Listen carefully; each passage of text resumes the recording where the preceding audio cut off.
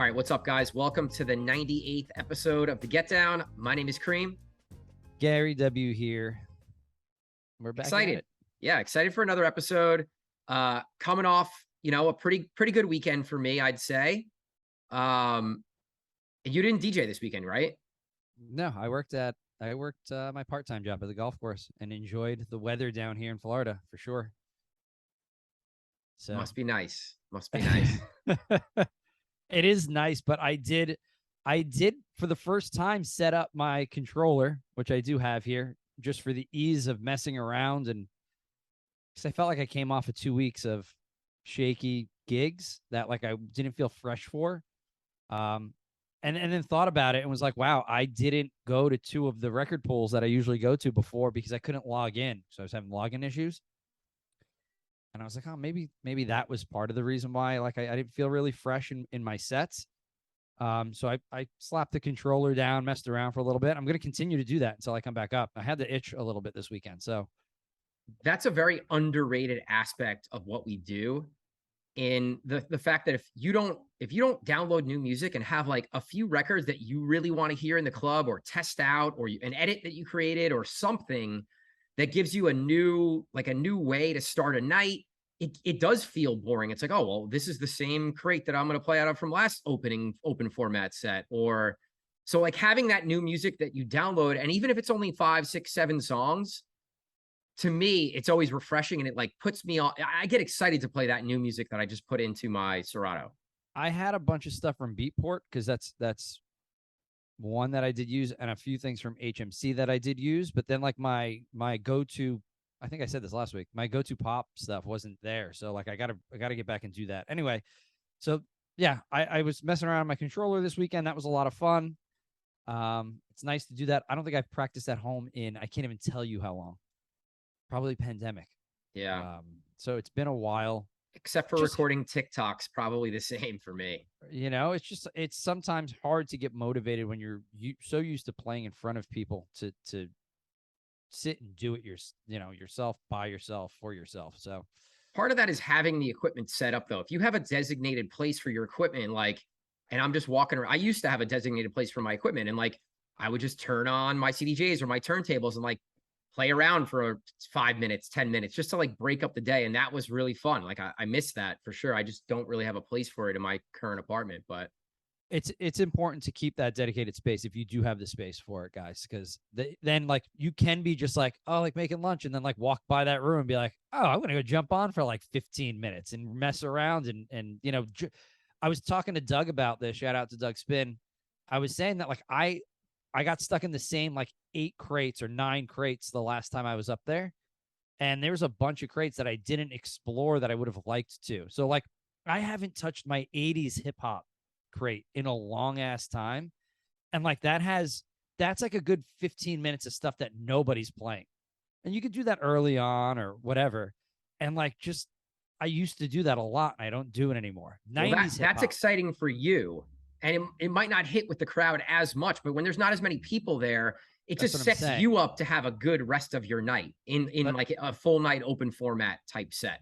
That's what I'm saying. Like you don't always have to, like I open a lot with Afro, like slow Afro, and I'm like, well, change that up. And maybe I open up with a 15 minutes of, like I said, 80s hip hop or 90s hip hop. It's something that I haven't played in a long time, and it's just refreshing. It makes you feel like you're doing something different. So you had 2 standout gigs this week that kind of went 2 different ways. Well, yeah, I mean, I think there was a few things that I realized from this weekend. So on Friday, I worked a double, and my second gig, like I was tired. I had already played for a bunch of hours. I carried equipment in that particular case. I got to my second gig just not feeling at the top of my game, And then when I got there, there's musicians that are plugging in this, like as soon as I go on, and that's not their fault. It's just part of what's happening in the night. And people are tapping me on the shoulder, and staff's coming up to me. And it's like, I just felt like I never really got into a flow because I got there, I had already DJ'd, I was tired. And then all this stuff happened the second I went on, and I just couldn't ever get in a flow. Whereas on Saturday, I actually played the full night. It was like a 4-hour full night set. And I just felt so much better about that set where I was able to just take the people on a journey, and people were dancing from the minute I started playing until the minute I turned the music off. And it was just, I left there feeling really refreshed after being a little frustrated the night before. And it just got me thinking, like, all these outside factors that can also affect how your night goes, not necessarily just you as an actual DJ and the skills that it takes to do it and what music you're thinking about playing. It's like a lot of outside factors that can sometimes affect it. And for me personally, things like having doubles and carrying equipment, like, I can't always do that for higher and with higher end gigs at the end of the night kind of thing, you know? I think something that you need to think about, and everybody needs to think about before. Yes, we all want to work as much as possible and make as much money as possible. So it's kind of normal for DJs to work doubles on Saturdays and Sundays because it really maximizes the amount of money that you're going to make. The only thing is, to your point, is that that second gig can suffer, whether that's you DJ'd brunch in the morning and you maybe had a couple too many mimosas and didn't get the proper rest in between gigs. Maybe that's you worked till 4 a.m. on Friday and now you're up at Saturday at 10 a.m. to make your noon shift. And then you got to go work at 10 p.m. or 9 p.m. until 2:30 a.m. Saturday night, you know, and that can affect it big time as well. Like you said, is there equipment that you're carrying? Are you playing with, and then to your point of having like a choppy set where you walk in and you're dealing with a drummer or a saxist or whatever, another performer or multiple performers, I think a good thing there would be, and I think something that we can do better as bookers is have the equipment situation set up to where the entertainer is ready to plug in, where you're not actually plugging in during your DJ set, that maybe you have their XLR, their 1/4 inch ready to go prior to you starting, whether that's your 1/4 inch but for us as bookers, maybe, you know, getting the talent and the DJ together in order to work together to make sure that there's no choppiness and everything just kind of flows smoothly. It's like, okay, you're here. Well, here's your XLR. You know, That was definitely my fault. I booked the person who was there, and like, they killed it. They did amazing. Like, there's a reason why we booked them, you know? So I normally don't play at that place on Fridays. I'm usually there on Saturdays, and there's usually not other entertainment. So I just didn't really think about it. I was like, all right, it's 11:45, 12 o'clock. Like, I'm about to go on right now. And then I realized, like, oh man, we have an entertainer that I need to now set up and mic and like sound check and do all this stuff as I'm in the middle of like my intro track. Like, yeah, not ideal. I think it's something for us to think about, and for all you DJs to think about when you know you're going to be playing with somebody. Maybe get in contact with that person that you're performing with, and make sure that they have a dedicated line set up and the wiring is set up before you start your set, so you're not fumbling around in the middle of your set. It's something that I really haven't thought about, and it's something that's very simple. You know, we were talking about preparation a lot last week, and that's just another thing that comes along with it. Because God forbid that you're having an issue and now you have this entertainer there and now you're really messing around, and things can really fall out of control quickly. So that's just another preparation thing that we can write down and be ready for when we have extra entertainment along with us. I think this is also just very much, you have to look at yourself and know, like, am I 22 and doing this all day on a Saturday, doubling up doesn't phase me? Am I 25 and it doesn't phase me? Or am I old man cream and I know the things that I can and can't do at this point of my career in order for me to be the best possible DJ that I can be for the bigger shows, you know?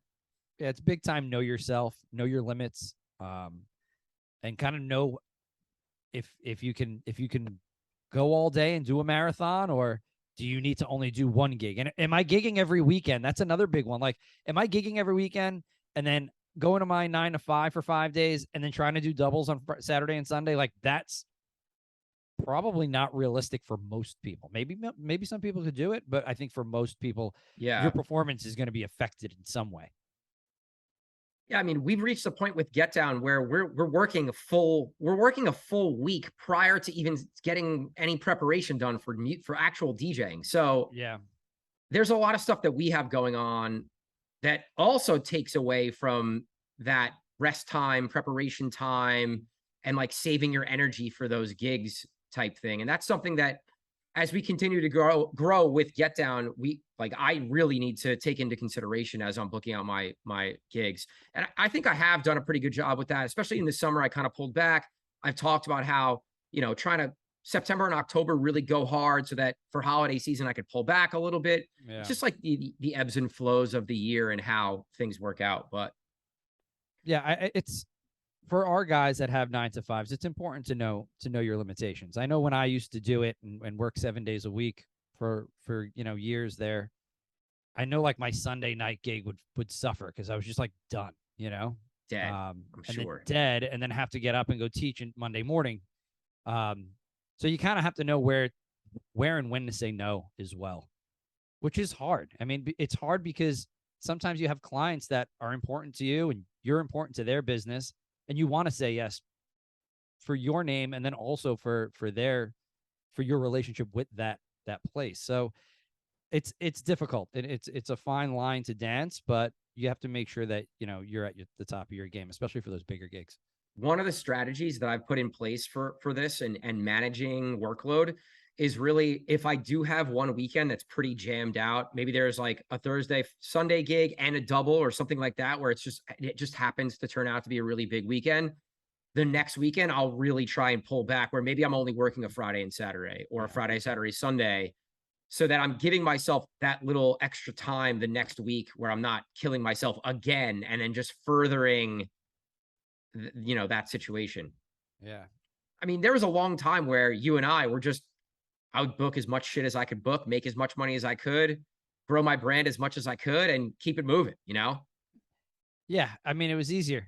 It was easier when you don't have 50 other gigs to worry about for the weekend, and make sure that, all of that stuff is in place and everybody's doing what they're supposed to be doing. So it's good. It's good for us. It's good growth. I think, the trajectory of our careers are more in the artist management, booking venues, creating our own shows, stuff like that. So just part of the process. That's it.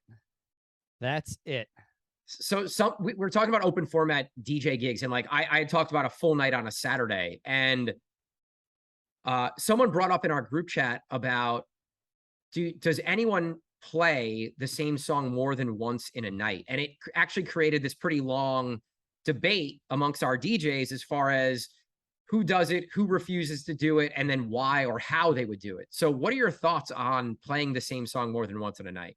I think I have probably the opposite thought process of everybody. I will play a song twice in a night, especially if it's an unknown track. So if it's like a song that I'm really into, I have one offhand that I'm thinking of that I play at a couple places where it'll be an opening track, and then sometimes I'm like, well, I love that song so much, I'm going to throw it in as a closing track, and nobody's going to know because nobody knows the song anyway. Right, and nobody was probably there in the very beginning of the night when you played it anyway. Right. Now, the track that was brought up was the new Get It track, which is huge, right? I'm Blue. Yeah, whatever the name of that or is. I'm Good, whatever it's called. I'm Good, yeah. So that people are going to realize that you played it twice, 100%, because it's a huge track, right? I think that's the biggest song of the year, at least for electronic music. It's so funny because I cringed when I first heard it because I don't like the original. Because when it came out, I thought it was just so damn corny, because it was for the time. Yeah. But he redid it really well. It's a well put together track. I enjoy it now. It took a couple listens, and I played it a bunch. I played it in every set, I think, when I was up. It's one of those peak hour main set tracks. And there's great remixes. For that, I find it would be very hard to play that song more than once, to me. I agree, because that's the song. You save that. Yeah. You're working toward that track. Right. Like every song you play before that is working to that track. Whenever you have a peak hour song, right? Which that's the peak hour song right now. You're building 30 minutes prior to that to get to that song. Right, to set it up. And then another 15 minutes after that, because now you're going. Like you hit that track and now you're going. And now your next 15 minutes is based off of that track too. So where else are you putting it back in? I don't know. Like maybe if somebody came in and requested it mad early, but like, am I playing like the regular one and then I'll play like a really big peak hour one later? Like, Yeah. I don't know. You could do it that way, I guess. If somebody was throwing me like 20, $30 to play it like at 10, all right, maybe. But like, I don't know. Like, that's the song I'm building towards. So I'm probably only playing that once. I would agree with you where for the really big songs, it's highly, highly unlikely that I'm going to play that song twice. If for some reason that I do, it's not going to be the same version of the song. So maybe using that particular song as an example, it's hard because you're going to play the original and then, there might be some big edit that there's an edit that I really like that I've been playing at some of my EDM shows. But I don't know, man. Unless you're in a venue that like there's huge turnover where people are constantly, you're at a bar where people are like the turnover and people are churning in and out all night. And Right. for a fact that you have a completely different group of people in that room, maybe. But for me personally, I'd be like, well, the bartender's already heard me play this, so I'm not going to play it again. Right. Right. For Yeah. a long time, I was always, if I play a song, I'm not playing it again, period. Like hard stance on that. I've opened up a little bit on that where, like you said, if it's a song that I'm playing for me, like Afraid to Feel, the LF, The LF whoever system. that is. Yeah, LF System. I fucking love that track. So maybe I play that as my first song, the original, or the David Guetta remix. Right. And then at the very end of the night, I play the original as my last song because I just like it and I want to close the night on it, kind of thing. Yeah. It's kind of funny. This conversation is funny because I once did a 13-hour set St. Patty's Day in Morristown, and the goal was don't repeat a track. Yeah, I remember that. I made it through and didn't repeat a track, and it was like it wound up being like 400 songs or something crazy. We like have that. so much music. You should never have to repeat a track. But really. that's the point of that story is that you know what, like there is so much music, but especially playing open format. Like, yeah, but you do get caught in circumstances where a song is so big that, oh, I wasn't here or whatever it might be, and somebody throws you money, and now you're like in this like predicament. I think if you do find yourself in the predicament, that's how to handle it is, play two different versions and then play two very different versions. You can play like a down tempo version for that earlier set and then play like the big version later on. I think the one that I'm playing currently for peak is the squared edit, I believe. I like the squared edit. That's my favorite one. I don't remember how big that is, but that is the one that I've been playing. It's the number one song in my peak folder. So, but that's the approach. That's got to be the approach. There's a few other scenarios where it can happen. Like if you play a song already and you're at a bottle service place and someone's like, oh, well, this person just bought X amount of dollars. Like we got to play this song when the sign comes out. Like that's a situation that I could see happening. And honestly, it's not a big deal. Most of the people aren't even going to know that you played the song again. Maybe the staff will notice, but like customers are going to have no fucking clue. I have a great story, actually. And even if they do they really even care? Now, tell the story, and then I got a question. So Angelo, the kid, and I have this like long-standing joke that you could literally put any vocal over. There's a Sonny Fodera track. I think it's called Closer, but it's just like a piano house, great instrumental. And we have literally like 10 different versions. And there was one night where he was standing next to me and I'm like, I'm going to play like 4 versions in a row. Same instrumental, different vocals. And one was like Bieber, one was Drake and Rihanna, one was something else. And like no one said a word. Me and Angelo were just dying laughing. Because everybody's on those vocal tracks. And when you're at a place where, like 90% places, like people are just focused on the parts of the songs that they know. Right. So whether that's especially when you put it behind some vague piano house track. Right. Not a top 40 track. Right. Like you can, but even if it's not top 40, but it has like a part that stands out. Like, yeah, you can't play that twice, let's say, right? I can't think of an example offhand, but when it's so vague. Drugs from Amsterdam. It has the big pause and the the little synth prior to the drop. Like you can't replay that because that's just very memorable. Right. So my question was, is the Get a track big enough for you to repeat and people still get excited about it? Because Absolutely. there are tracks, like I'm thinking about like old school, like Swedish House Mafia, um, things like that were just huge tracks that like it really didn't matter if you played it at 11:30 and then you played it at 1:30 because Yeah. you're gonna get the same reaction. 1000%. We talked about a bunch how we didn't think there was any song of the year or song of the summer. Like this is the song of the year to me. Yeah, I don't think it's probably. even close. It's the only song that from the first time I've played it, I get the same reaction or bigger now. But a huge reaction from the very first time I played it. And I was like, oh, maybe this will be like an 11 o'clock, 11:30 track. And I was like, whoa, this is going to be like a 1:30 track. You know, the other one that I really like is for like song of the year would be Satisfaction. For me, gets a crazy reaction too. Like the Get newer it. remix. Let's Get It too. Ironically, I don't think I play that, the new one. really. Yeah, so it's Get It and Benassi, and it's Satisfaction extended mix is the track. And I play them back to back, and they're just two Get It tracks that are And just maybe I'm gonna have to humongous. add that to the rotation. I'm gonna steal that little 1-2 punch. Yeah, that's great. And then you throw Drugs from Amsterdam in there and the Cream Club at it, and you're good to go. Those are my 3 peak hour tracks at Birch when I played. 1, 2, 3, and it All was right. like phenomenal reaction. It's hard to, I mean, when you're coming out of that, I mean, you're all up and going. Like it was hard to come out Right. of You have that. to follow that up with heat. Yeah, I think Calling was my next track, and then so like it was like super peak hour and when I was playing Birch, like those 4 tracks are in a row. So yeah, that was one topic in the group chat. Yeah, I want to talk about Kanye and all the stuff that's happening with Kanye because it is, I think, in our world, the biggest topic currently.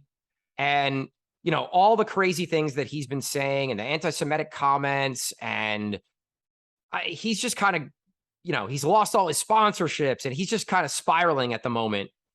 But another thing that was brought up in the group chat is like, can we still play Kanye West in the clubs? And I think as DJs, that's what we can focus on, right? We all agree, like the things he's saying, not cool, right? It's not okay. Maybe it's mental illness. Maybe it's just he is trying to draw attention. He's trolling people. Right. Like whatever it is, I think we should focus on how does this affect us as the DJs in the room playing. I still play a lot of Kanye music, Yeah. Jib said this in the group chat. So I want to point out that Jibs and I have the same thought process behind this. I've separated Kanye West, the person, and Kanye West, the musician, many years ago.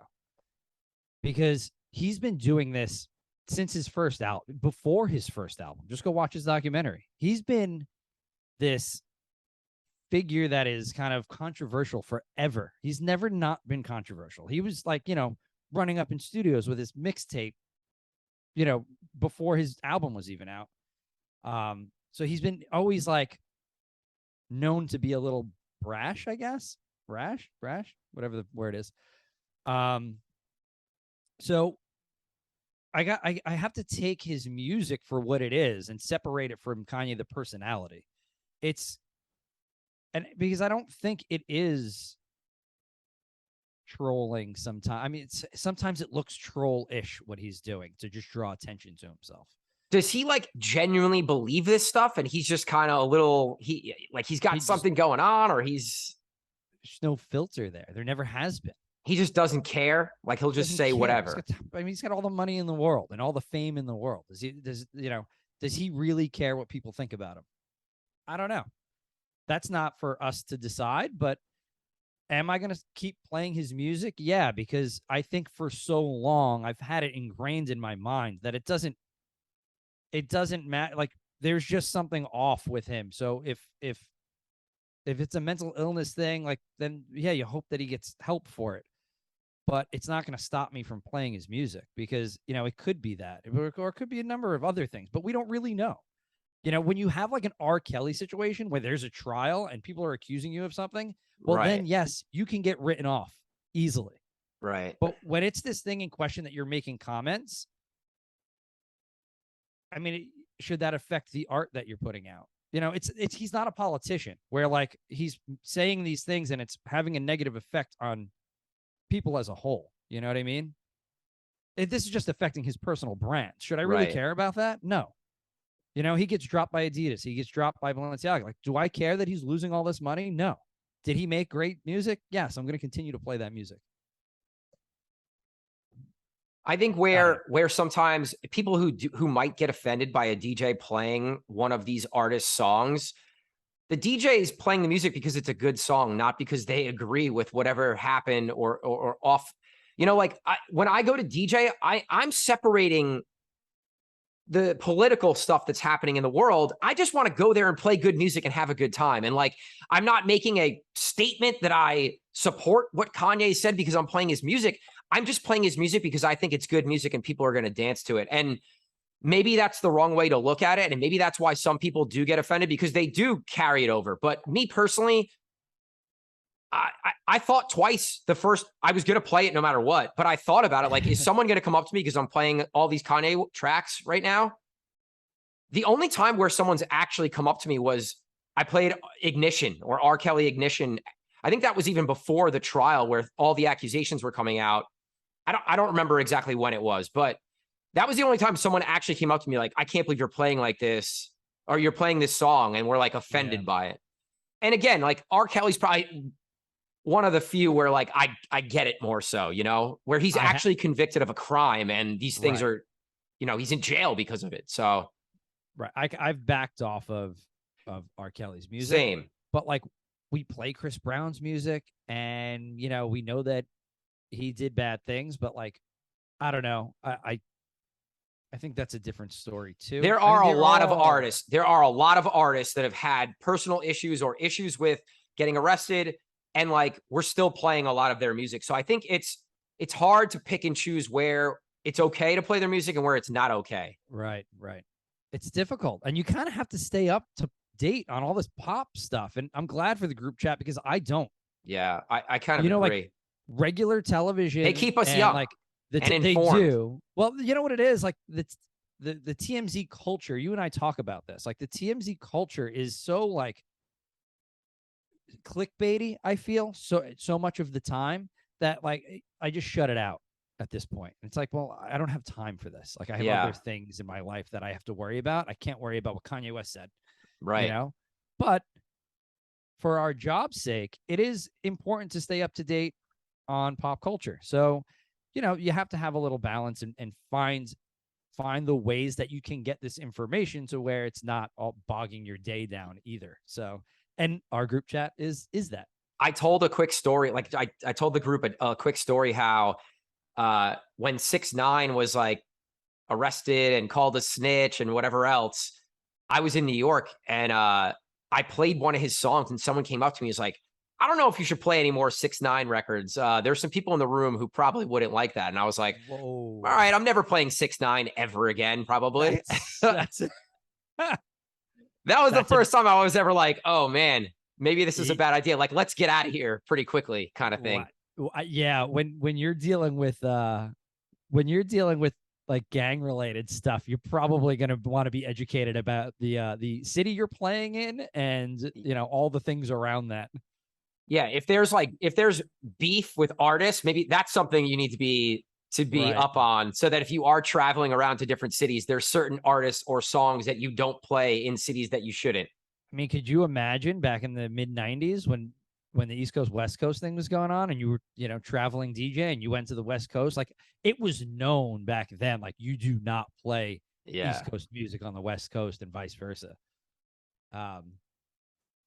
So yeah, that was like real beef. You know, we've lived through a lot of like Twitter beefs and whatever else, but like that was real beef. Right. Yeah. That was, yeah.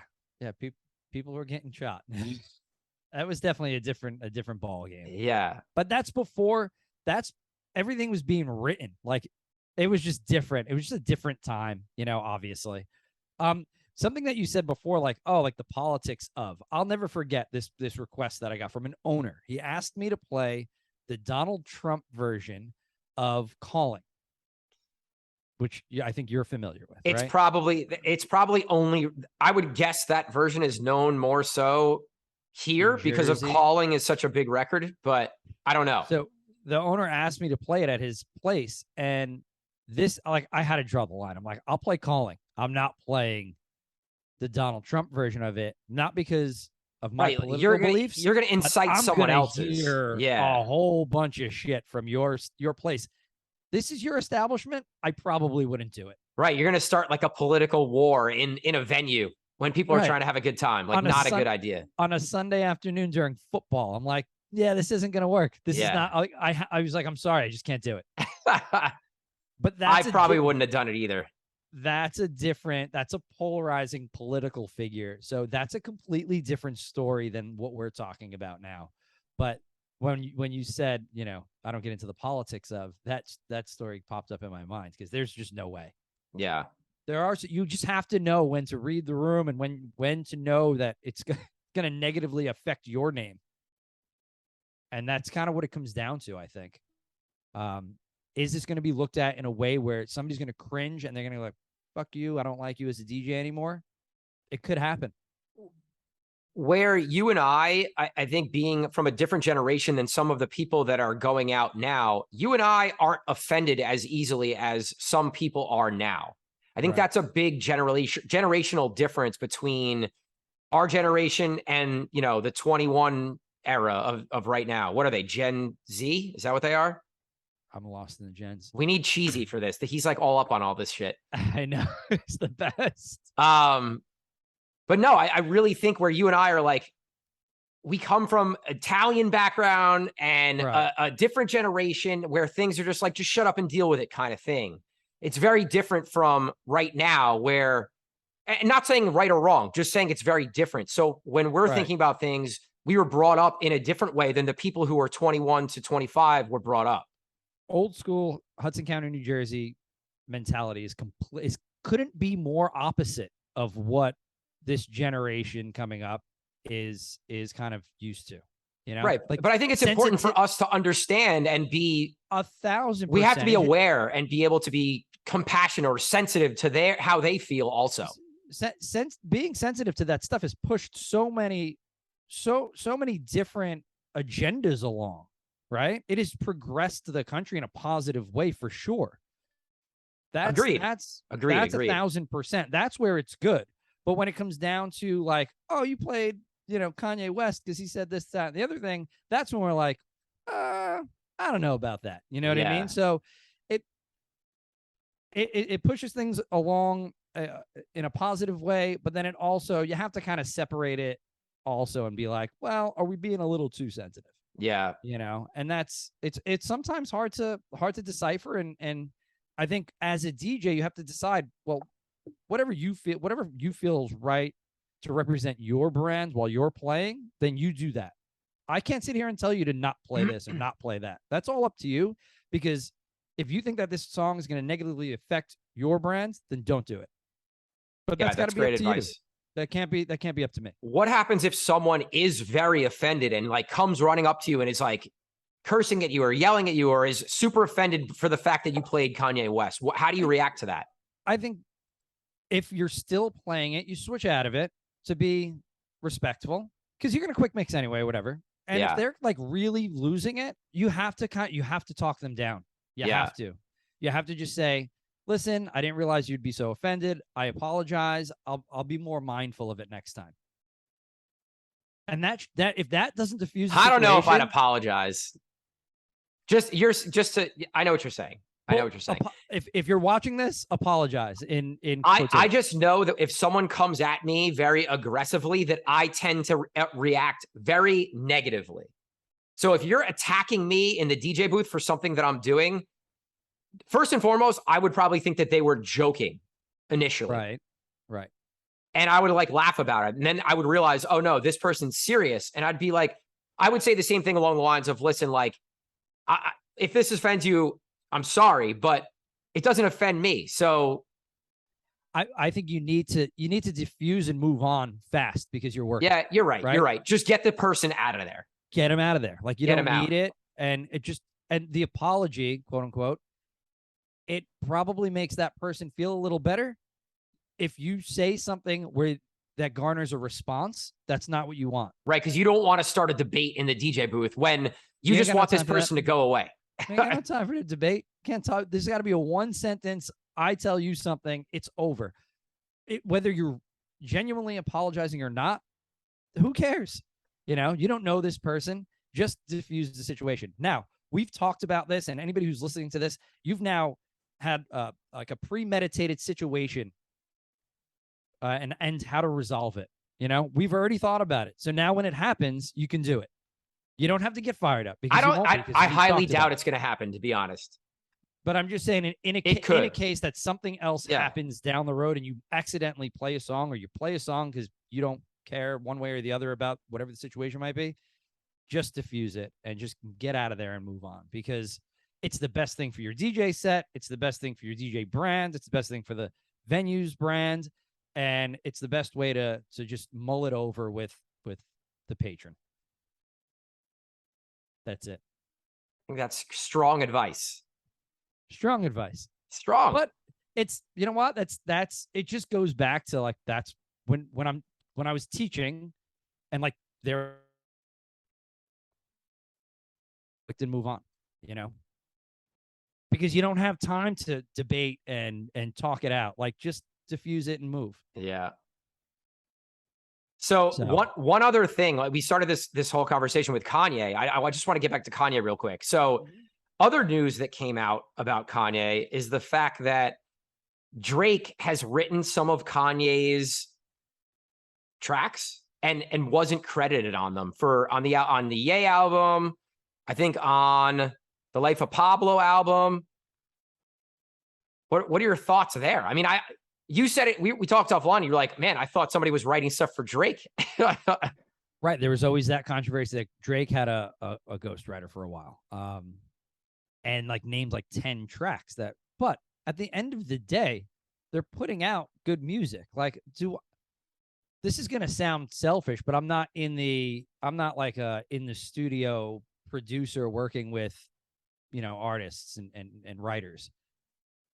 From my DJ perspective, whoever wrote it, it's fine. Whether he's credited on it or not, well, that's something that Drake needs to take up with Kanye then. That's not, you know, did he get extra money to not get credited on it? You don't know that. Maybe he didn't want to be credited on it. Maybe he didn't want to be credited on it, right? Or maybe Kanye said, here's $1 million. I'm not going to put your name on this. You know, like, we don't know that stuff. Like, this is all we know. Kanye is writing most of his music, right? I think it's okay if you have someone come in and maybe write a verse or write something to maybe help your creative juices get flowing on another verse on the song or another track on the album or whatever it might be. Like, as long as I know that the artist is writing music, I'm cool with it. Like, to me, the artists that don't write their own music and just perform it, it's strange to me. Like, it's like ghostwriting house music to me. It's like, why would you want to put your name on something that you didn't even create? Like, it's weird to me. Fair percentage of pop music isn't written by the artist. No, I would say most of it, more than 50% probably is not. I agree with that. And so, but this has been it's kind of funny in the hip hop community, and you could probably speak to this better than I can. This is a forever debate about, did you write your stuff or didn't you? I guess because if you're a rapper, you're writing all your stuff, right? That's the pride of it. So I think that this isn't a debate in pop music. This isn't a debate in rock and roll music. This is a debate in the hip hop community, and always has been. Right? This person's a better writer than you. Like, or for somebody to say you're a better rapper than the next person, it's because you wrote better lyrics. Yeah. Right? And that's what it comes down to. But I think that like Drake and Kanye West transcend hip hop. We've talked about this before. So they're in the pop realm. So if somebody comes in and writes a pop record for them, or they write pop records for each other, yeah, it doesn't really matter. It's the norm. If it's a hit, it's a hit. Right. Like Neo and Missy and all of them and Usher, big writers for everybody else in the R&B and hip hop community forever. I And that didn't matter because they got outside of hip hop. There's one writer, I think he's from like Sweden, where he's written like so many of the hits over the last decade or whatever. I forget his name. It's like insane how many tracks that he's written that are hits. There's an article that's like 75% of pop hits, top 10 pop hits have come out of this town in Sweden. And it's like, I read that article a long time ago. I don't know if it was a bunch of BS or not, but that was an interesting read because it was like so many different artists. Max Martin, I'm pretty sure is one of the guys. And it's just not like one band or like one genre. It's like a bunch of different stuff, right? Yeah. Backstreet Boys, Britney Spears, Taylor Swift. Who else? Yeah, like he's got best Grammy producer for a number of artists also. Yeah. That's, that's some guys' jobs to just sit there and crank out lyrics and music and, produce hits. That's it. And then they find the face to go along with it and the persona. And then, all right, slap this on Christina Aguilera. She could do this one. This works.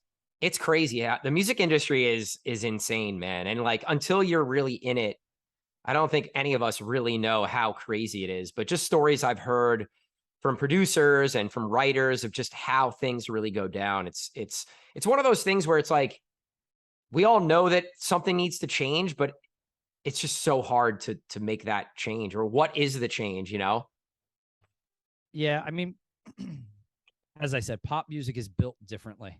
Agreed. Definitely. It's just built differently. And each subgenre has their own little things that happen. And within hip hop, it's writing your own lyrics. And is that right? Like there's a formula. There's a formula in the pop world of like, this is how we're going to make a hit. We're going to get Max Martin to write it and produce it. We're going to get Beyonce to sing it, and we're going to create a TikTok dance, and we're going to crush it. right, exactly. Man. All right, what? Speaking of TikTok, this segues perfectly because a DJ that became like TikTok famous, all right, has become a world-renowned DJ. I'm speaking of Mochek. Okay. I went to go see him, not because of his crazy dance antics, but because the songs that he was playing while performing these crazy dance antics were excellent. I liked everything that he was putting out. Now, he created this world-renowned, world-class DJ persona by just reels and TikToks, right? Essentially. Is that how he got big? Listen, he was producing good music. Like I feel like he was touring. Where's he from? Brazil, right? I feel like he was touring in Brazil and then got more world famous from TikTok. Right. Yes. He was playing big places in his market. And he was, like I said, a very good producer. The stuff that he wasn't like putting out stuff on the national stage. I don't think prior to becoming like TikTok famous. And then so with this like transcendence into superstardom within the DJ world, you get a lot of hate, right? And a lot of people will comment like the clown emoji a lot. And now I don't know if a lot of these people have gone to see him because listen, does his dance antics look a little ridiculous? Does it look like he's all hopped up on blow? Possibly. But I think he's putting on a performance, and it's not like that the entire show. So when I went to see him, he might have danced once. But all those clips just get cut and go crazy on. Of course they do, because he's got a good social media team with him, or maybe that was his idea from the get-go to get him. Even if it was not on purpose, they were cutting the right clips of his performance. His music, when I went to go see him as DJ, was amazing. He played such great music. And he, like I said, it wasn't a clown show. He wasn't dancing the whole time. Did he do it when the track hit that he loved probably the most out of his set for the night, or the couple tracks that he was really into? Yeah, sure. Was it forced? No, not at all. So my question was, Mochek, DJ or clown? you know. I didn't even know that. I honestly didn't even know this was a thing. So I definitely say he's not a clown because it's part of his brand. So maybe people can hate on him for doing it. Right. But I think it's part of his brand. Just like, what is Fisher a clown because he does his crazy dances up there? Like, I don't get it. Yeah, I don't get why they specifically point him out as being a clown. And because it's funny because gets reposted on all of the house music blogs.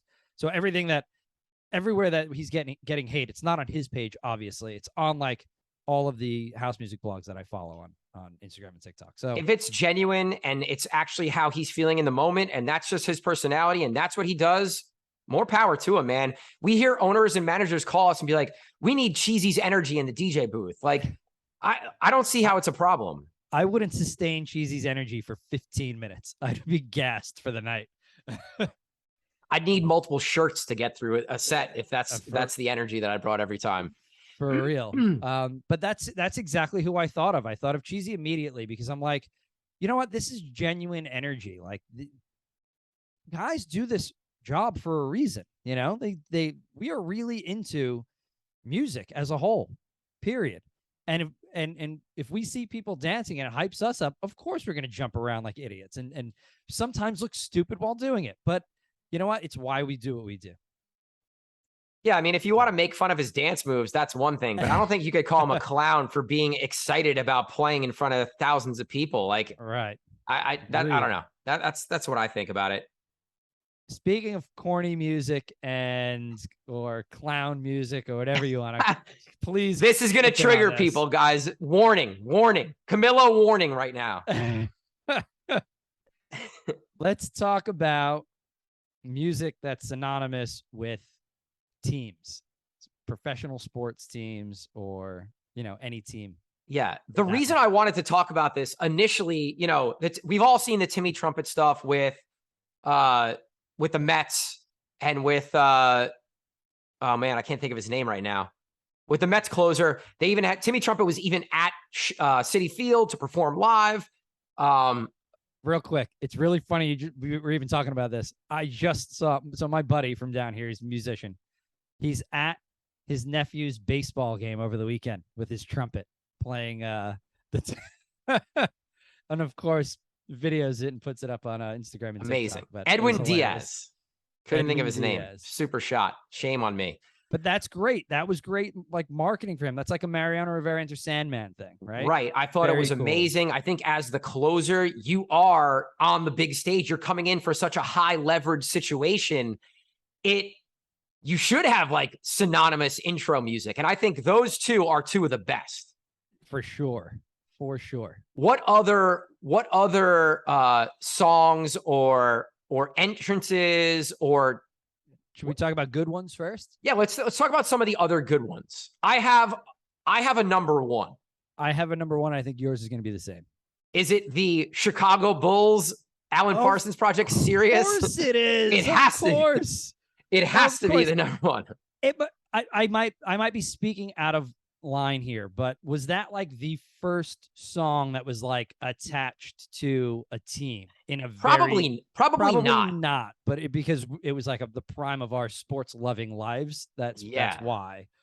I'm trying to think prior to that, like what other music was attached to Well, what about the Yankees and at the end of the game, Frank Sinatra and New York, New York. I think that's an amazing one. Yes, I'm wearing the Yankee hat, so I'm super biased.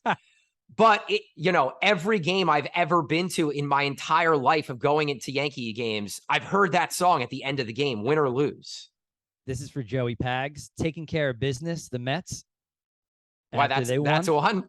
Back at Chase Stadium back in the day after they'd win, Taking Care of Business. All right. That's a good one. I just thought about that now because I'm trying not to be super Yankee one-sided here. I have another one that's synonymous with the team. What about Take Me Home Country Road for West Virginia? Wow. Yeah. I've seen videos of just like every person in the entire building singing the song, and it kind of gives you goosebumps. That's that song. That's that college's song, period. To make you guys laugh, all the Jersey people here, we've talked about DJs, but many nights Kip, the owner and resident DJ of DJs, will end the night with Country Road or Take Me Home Country Road. So I guess I have good feelings from just being a patron there and feeling that also. How about Sweet Caroline? Red Sox. I think that's tease for later for me. Wow. Okay. Tease for later for me. All right. Sorry, Mark G, but you're gonna be hurting on after this. Oh man, let's see who else. So just other songs that I wrote down. So like Seven Nation Army, which is a big Penn State one, but I think you could play that anywhere. Okay. Jump Around, House of Pain, Enter Sandman we talked about. Yeah. What about like any AC/DC, Thunderstruck, Back in Black, Eminem, Lose Yourself? Wow. And then that song, na na na na, hey hey, that song is I don't know what that's synonymous with, but that's like we're just straight up in my stadium music crate right now. I think what we should really do is put together a stadium music crate. I know you have one, but maybe we can expand upon it a little bit and like we'll give it away to. Yeah, that'll be fun. I think that'd be cool. We'll give it away. We'll put it in the music in the show notes, and we'll probably put it up somewhere on Instagram if you guys want to grab the sport anthem folder that Gary and I use. Folder. It's going to be a little more. Some of it, I'll do my best to not make it so New York biased, like because I know like Rangers Kiss, goal song and like all that stuff. Yeah, Kiss New York, the New York track that the Giants play when they make a field goal. So do you have any other like before we go to the negative stuff? What do you have any other positives or ones that are kind of synonymous? Welcome to the Jungle, Guns N' Roses. Yeah, but I mean, that's just for sports in general. That's what I'm saying. I'm just calling out like big sport anthem songs at this point, not necessarily ones that are synonymous. Let me pull out my my stadium stuff here. Yeah, like the Van Halen Right Now is so good. What about Jump? Man. Is that a Van Halen song too? Jump? I think that is. Yes, it is. It's another good one.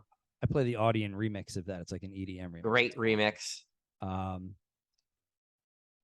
not a ton in here. Like this is all just like Sunday. We named a whole lot. I mean, yeah, that's why I keep going by things, and I'm like, yeah, no, we've named it. What about y'all ready for this? What is that, like Jock Jams? That's the whole Jock Jams album goes into the negative side of the conversation for sure. That is not in the positive side of the conversation. That's funny. All right, so let's Gary Glitter Hayes song. I still play that during my just regular DJ sets. I will play that too if there's a big game on while I'm DJing. Like I'll sneak that in if there's a local team win. Yeah. Or something good happens. I love playing like those things, but go ahead. So the whole reason why we wanted to talk about this was because we've seen all the Philadelphia Philly videos, you know, Bryce Harper walk-off home run.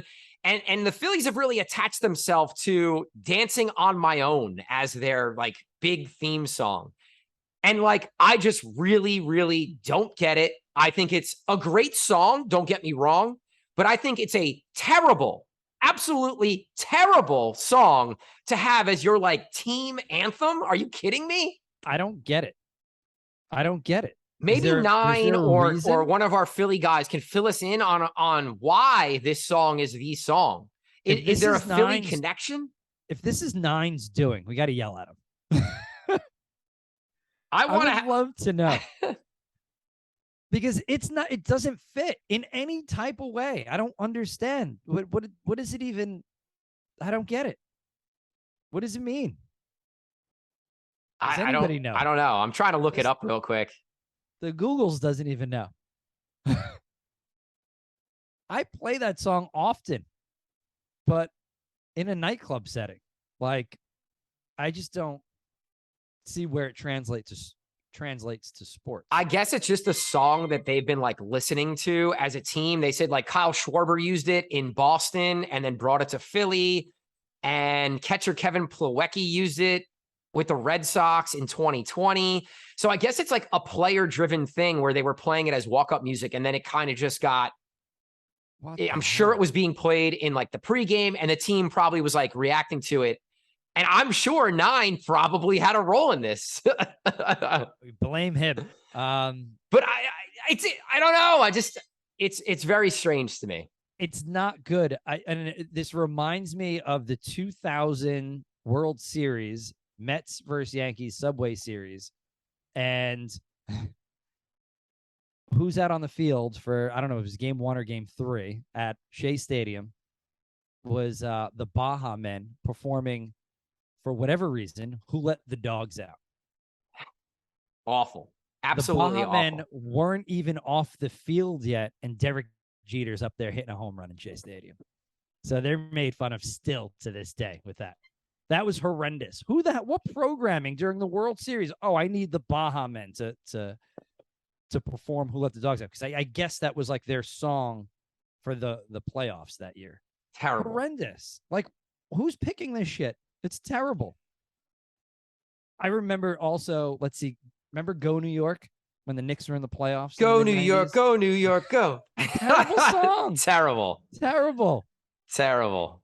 So, like, I don't know. Like, there has been some really god awful ones. Well, you brought up Sweet Caroline earlier. It's, to me, the second worst ever. I hate the song. So maybe it's my personal bias, but I think it's a terrible song. I think it's a terrible song to associate with a sports franchise.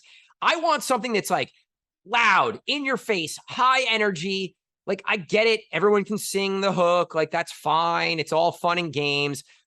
But you know what? Fuck the Red Sox. I hate the song. I knew That's that was it. coming. I was just waiting for it. Oh, man. Yeah, like, I don't know. Neil Diamond's not doing it for me. Yeah, like, grow up out here. Come on. Get a new song. Is Neil Diamond a Boston guy? I don't know, actually. I always kind of wondered why that was their thing. We probably should have done this Do the research offline. New York, Neil Diamond. So take that, Boston fans. You're playing a New York artist in your stadium and the whole place is singing it. Yeah. Well, I'm just a salty Yankee fan that was swept in the American League Championship Series. So don't mind me. Should have given Cream a couple days to breathe after that. All right, but I want to hear if we missed something, what you guys think. Everyone went to different colleges and from different parts of the country. So if there are songs that are really synonymous with a team or a college, I'm sure there's a million we missed.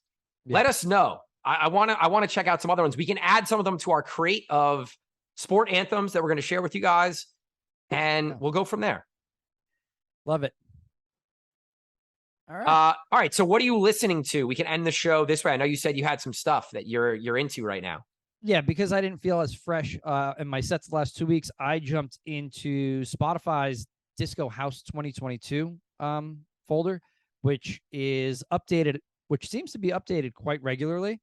And there is a bunch of fire in there. So I will link that page in the show notes, and you guys can check that out. But it's just simply Disco House 2022 on Spotify. Be the first thing that pops up. It's dope. Some really good stuff in there. Love it. Cheesy has been heavy on this Disco House run right now. He's rebranded himself completely. He's got a brand new track that just came out, and Cheesy also has a really dope Disco House Spotify playlist, which we'll link to in the show notes. Definitely. And then also just the one thing that I listened to this weekend, I listened to McReakin's Get Down Radio mix twice. Really? It's real good, man. I got to check it out. Reggaeton, a little bit of Dembo, Jersey Club, a little bit of house music. Like, it's just dope. It's good. I was driving into the city and listened to it, and then I listened to it on my ride out also. So I still have not. So I will do that when we get offline here. All right, cool. All right, guys. Anything you want to plug for the weekend? Because it's a big one. It is Halloween weekend. You know, I'm playing some new spots. Well, actually, not even new. I'm playing the Garden in Elizabeth on Thursday. I am up in Providence traveling and playing Fishco. Shout to RM on the connection up there.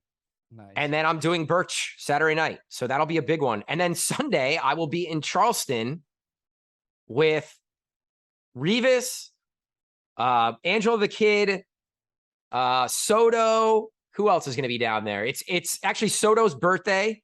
I will be there hanging out. Costa's going to be there. So I think EU might be there from Atlanta. So that's going to be an insane night. Wow, I will have all the guys that we've met and hung out with and made connections with over the last year are going to be there. It's going to be fun. I will have the sticks ready, just hoping that I get a 15-minute back-to-back slot with somebody. Yeah, I'm going to bring mine as well. Always be prepared. Throw them on the keychain. Yeah, I'm pumped. So I think technically like Revis and Angelo are the actual book DJs for Sunday. So okay. I'm gonna make them let me hop on for 10 minutes probably. Like guys, let me hop. Yeah, let me open up for you guys. No, but that's gonna be a good time. Excited to go see Eric, owner of Trio and all the other stuff he's got going on. So pumped to get back to Charleston. But all right, Kara.